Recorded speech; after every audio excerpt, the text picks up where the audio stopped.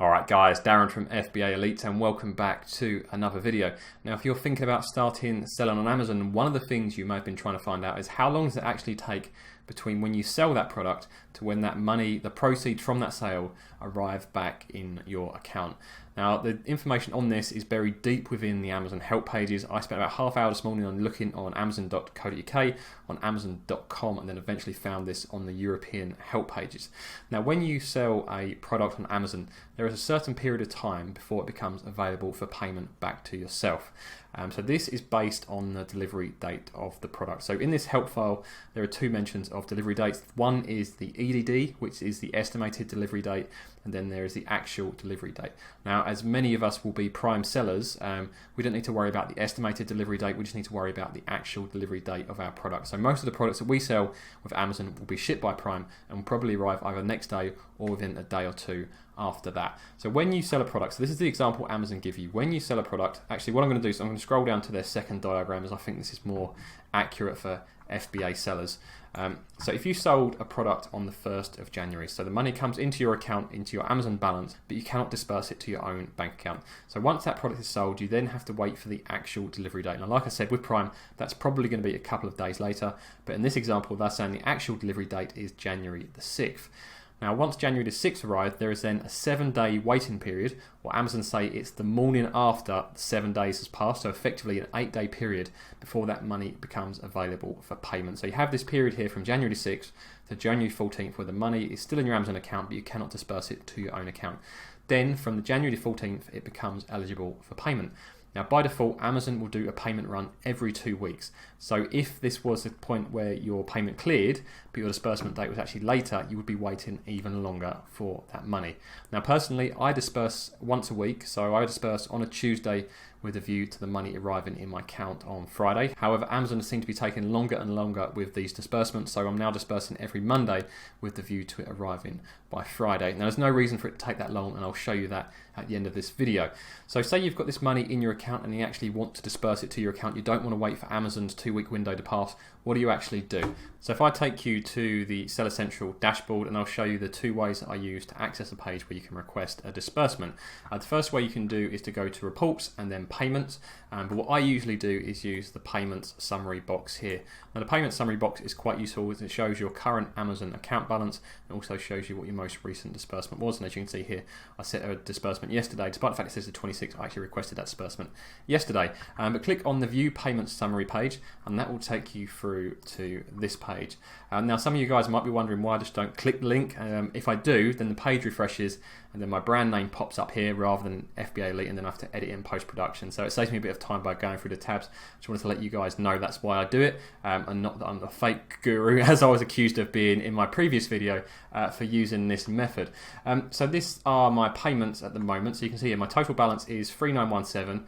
My next payment, if I wait until the 9th of July, will be £3,902, and my most recent payment was 1992, which I'm waiting to arrive at the moment. Like I say, I requested that yesterday on the 25th, despite the fact that says it's the 26th. The other thing to keep in mind is this figure here is not going to exactly match the page that I show you in a second. So from this page, you have lots of different links at the top, and the one that you want to go to is the statement view. Now, this has actually been updated by Amazon recently. So when you click onto this statement view, you'll come through to this page, and you get this lovely visual graphic now to see how your balance breaks down.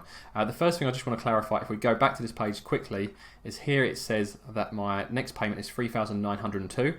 Yet on this page it will say the transfer of 3,864 will take place on the same date. The difference being is it's taking into account this £37 here. So Amazon are keeping aside that money in case of any returns. And so that's why they're always holding a minimum amount back regardless of when or what they pay me. And that's the difference between that figure and what you saw on the previous page. And so on this page, this is the button you want, which is the request payment now. So despite the fact I've got £3,900 in my Amazon balance, I can only actually pay myself £500 at the moment. So why is that the case? Well, as I mentioned earlier, it comes down to when the products were delivered.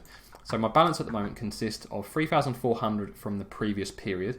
So in the previous period, I had lots of sales that had been delivered but hadn't become eligible for payment yet before I dispersed yesterday.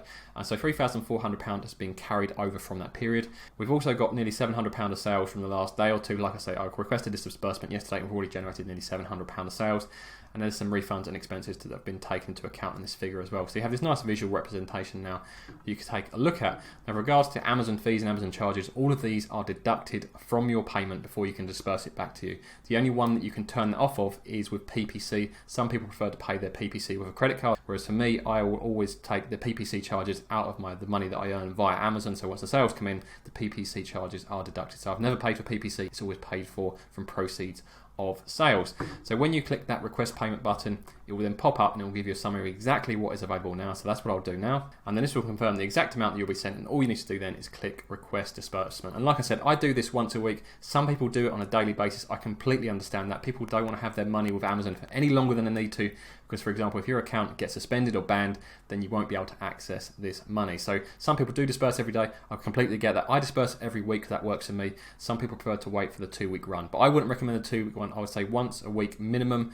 If you want to do it more often than that, that's absolutely fine as well. And then finally, this goes back to the point that I mentioned at the start of the video, is that these disbursements do not need to take this long. I do not know why. Well, actually, I do know why. Amazon are basically being greedy and not paying out this money as soon as they need to pay out. So if we take a disbursement I requested on Monday, so I requested the disbursement on the 22nd, you can see here Amazon did not schedule that until the 25th, and then the money arrived today on the 26th. So Amazon are deliberately waiting 3 or 4 days before actually paying out this money. And there's people all over the Amazon forums reporting that Amazon are taking far too long to actually transfer the money to our accounts. There is no reason why Amazon cannot disperse that money the same day with the faster payment systems we've now got in the UK.